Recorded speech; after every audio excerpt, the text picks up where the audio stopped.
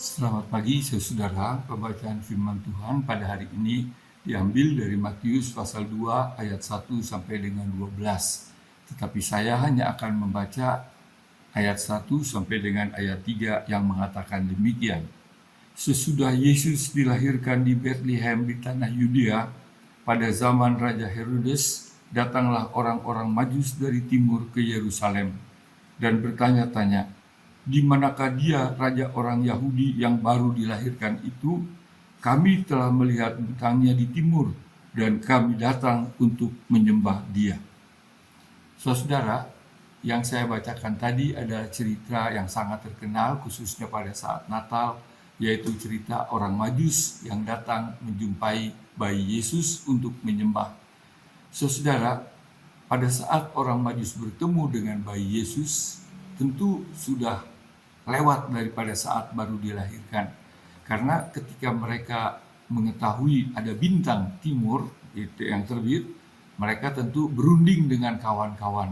Apakah mereka setuju untuk pergi bersama-sama mencari bayi yang baru dilahirkan untuk menyembahnya? Itu membutuhkan waktu. Di samping itu mereka tentu perlu mempersiapkan segala logistik yang banyak karena mereka akan menempuh perjalanan yang jauh yang tidak mereka ketahui secara pasti berapa lama perjalanan itu. Mereka juga harus mengatur pekerjaan yang akan mereka tinggalkan selama mereka pergi. Mereka juga mempersiapkan uang untuk perjalanan. Mereka mempersiapkan orang-orang yang akan mendampingi, membantu mereka dalam perjalanan yang jauh tadi. Itu semua membutuhkan pengorbanan, baik waktu, tenaga, maupun uang.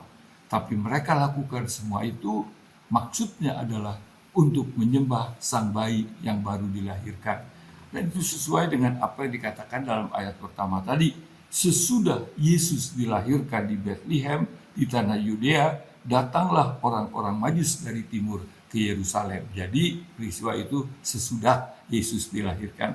Dan setelah mereka berjumpa dengan bayi Yesus, mereka menyembah dia. Dikatakan kemudian ada sukacita yang sangat besar ketika mereka berjumpa dan menyembah bayi Yesus, melupakan segala kelelahan, keletihan, pengorbanan yang telah mereka lakukan.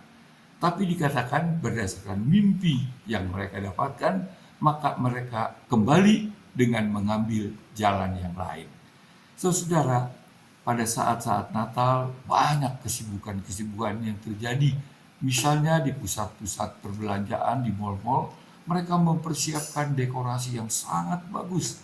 Bahkan saya seringkali melihat perayaan Natal yang berdekatan dengan Tahun Baru, dekorasi di pusat-pusat perbelanjaan lebih meriah, lebih megah dibandingkan dengan perayaan-perayaan lainnya. Mereka mempersiapkan segala sesuatu, pajangan-pajangan yang indah, yang membutuhkan waktu, membutuhkan tenaga, membutuhkan dana, dan semua itu dilakukan. Untuk apa?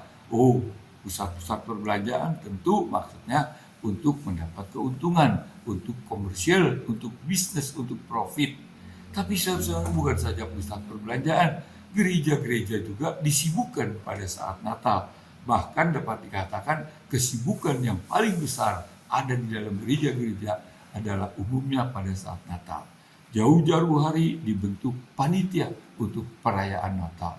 Ditentukan acara, dibuat anggaran, paduan suara, drama, mempersiapkan segala sesuatu dalam rangka merayakan Natal. Pertanyaannya adalah, segala persiapan yang telah dilakukan untuk apa dan untuk siapa?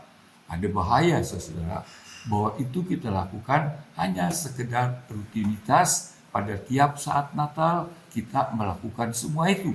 Atau bahaya yang kedua, kita lakukan segala persiapan, misalnya paduan suara berlatih sebaik mungkin, menambah waktu latihan dengan rajin, dengan tekun berlatih, juga drama dan sebagainya.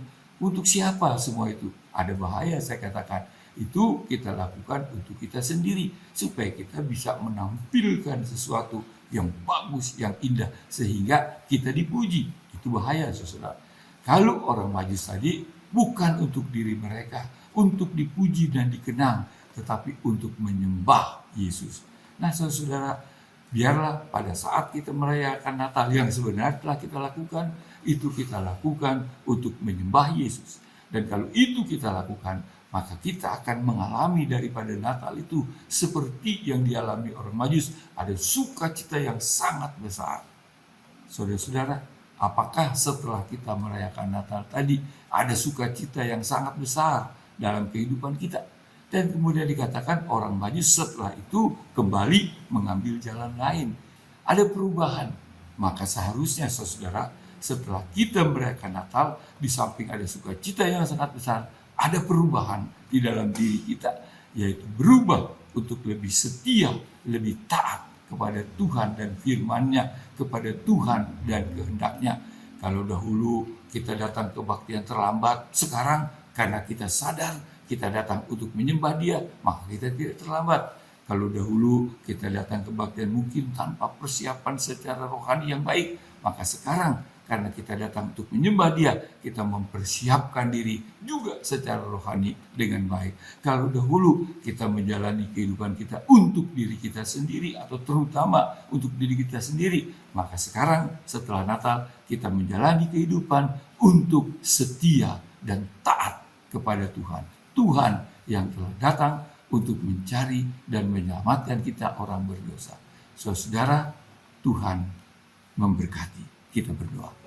Terima kasih kepadamu Tuhan, kami boleh kembali kepada Tuhan dalam doa untuk firman-Mu yang mengingatkan kami supaya kami ada perubahan di dalam kehidupan ini setelah kami merayakan Natal, setelah kami menyembah Tuhan Yesus, supaya kami berubah menjadi lebih setia, lebih taat, dan lebih mengasihi Tuhan. Tuhan, berkati kehidupan kami, keluarga kami, pekerjaan kami sepanjang hari ini. Dalam Tuhan Yesus, amin. Saudara, Tuhan memberkati. Amin.